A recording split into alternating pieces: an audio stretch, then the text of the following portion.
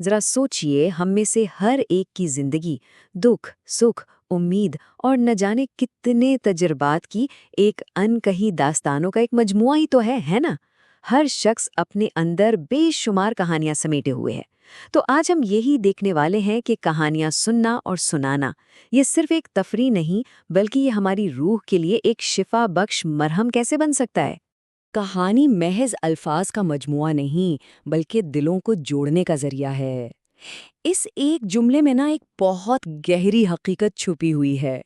کہانیاں صرف لفظوں کا کھیل نہیں ہوتی، بلکہ یہ وہ احساسات اور تجربات ہیں جو اصل میں ہمیں ایک دوسرے سے جوڑتے ہیں، ایک ایسا پل بناتے ہیں جو سیدھا دلوں کو ملا دیتا ہے۔ تو چلیے اس سفر کا آغاز ہم خود سے ہی کرتے ہیں۔ سب سے پہلے یہ سمجھنے کی کوشش کرتے ہیں کہ ایک فرد اور اس کی کہانیوں کا یہ اندرونی جہان آخر ہے کیا؟ سچ تو یہ ہے کہ ہم میں سے ہر ایک کے سینے میں ایک پوری کائنات آباد ہے۔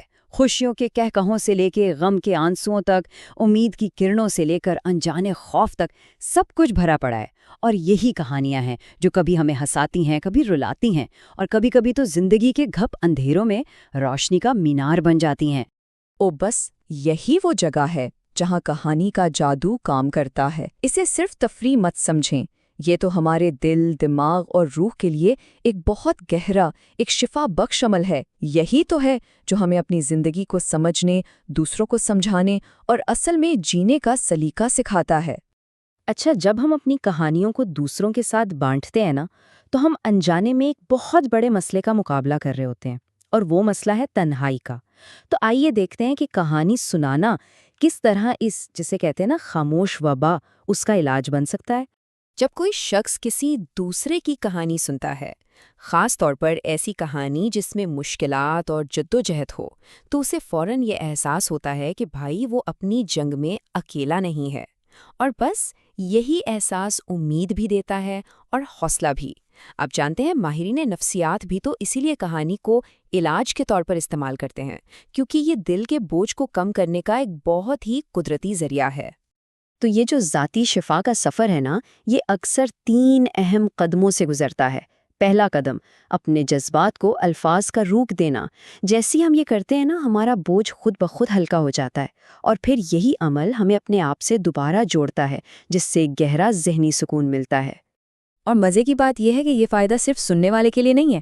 جو شخص اپنی کہانی سنا رہا ہوتا ہے جب وہ اپنی زندگی کے تجربات کو بیان کرتا ہے، تو اسے بھی اپنے ماضی کو ایک بالکل نئے زاویے سے دیکھنے کا موقع ملتا ہے۔ وہ اپنی تکلیف میں بھی ایک معنی تلاش کر لیتا ہے، اور اس کے اندر ایک نیا حوصلہ پیدا ہوتا ہے۔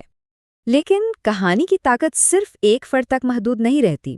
اب ذرا اپنی توجہ کو فرد سے ہٹا کر پورے معاشرے کی طرف کرتے ہیں، اور دیکھتے ہیں کہ یہ کہانیاں اجتماعی طور پر ہمارے زخموں پر مرہم کیسے رکھتی ہیں۔ دیکھیں، نفرت اکثر خاموشی اور غلط فہمیوں کی تاریکی میں پروان چڑھتی ہے، لیکن محبت اور ہمدردی ان کی روشنی مشترکہ تجربات اور کہانیوں سے پھیلتی ہے۔ جب ہم ایک دوسرے کے دکھ سکھ کو سمجھنے لگتے ہیں تو دلوں کی سختی خود بخود پگھل جاتی ہے۔ تو بالکل، کہانی انسانوں کے درمیان ایک پل کا کام کرتی ہے۔ یہ مختلف سوچوں، مذہب اور ثقافتوں کو آپس میں جوڑ دیتی ہے۔ اس طرح کہانی سنانا صرف ایک فرد کے لیے نہیں، بلکہ یہ تو پوری انسانیت کے لیے ایک اجتماعی تھراپی ہے، ایک ایسی دوا جو ہمیں بار بار یاد دلاتی ہے کہ ہم سب ایک ہیں۔ اور یہ جو اجتماعی شفا کا عمل ہے یہ صرف آج کے لیے نہیں ہے، یہ ہماری آنے والی نسلوں کی تعلیم و تربیت کے لیے بھی بے حد ضروری ہے۔ آئیے دیکھتے ہیں کیسے۔ خاص طور پر جب بچوں کی تربیت کی بات آتی ہے تو یہ نقطہ بہت اہم ہو جاتا ہے۔ دیکھیں، سیدھی سادھی نصیحتیں اکثر بچے ایک کان سے سن کر دوسرے سے نکال دیتے ہیں، ہے نا؟ لیکن جب وہی سبق ایک کہانی کی شکل میں پیش کیا جاتا ہے تو وہ صرف دماغ تک نہیں رکتا، بلکہ سیدھا دل میں اتر جاتا ہے۔ ایک اچھی کہانی بچے کے ذہن پر بہت گہرا اثر چھوڑتی ہے۔ یہ اس کی سوچ کو وسیع کرتی ہے، اسے اخلاقیات کا سبق سکھاتی ہے، اور اس کے اندر خود اعتمادی، ہمت اور مثبت سوچ جیسے انمول خزانے بھر دیتی ہے۔ تو اب آخر میں ہم اس سب سے اہم سوال پر آ کر رکتے ہیں کہ آج کے اس تیز رفتار ڈیجیٹل دور میں ہمیں کہانی سنانے کی اس قدیم روایت کو دوبارہ زندہ کرنے کی آخر اتنی شدید ضرورت کیوں ہے؟ دیکھیں، آج کی مصروف زندگی، سوشل میڈیا کا شور اور ہر وقت مقابلے کی فضا، اس سب نے ہمیں تنہائی اور ذہنی دباؤ کا شکار بنا دیا ہے۔ ایسے میں کہانی سنانا ہی وہ چیز ہے جو ہمیں وہ انسانی تعلق، وہ مشترکہ دانش اور وہ کمیونٹی کا احساس واپس دلا سکتا ہے جس کی ہمیں آج شدت سے ضرورت ہے۔ اور اچھی بات یہ ہے کہ اس روایت کو زندہ کرنا بالکل بھی مشکل نہیں ہے۔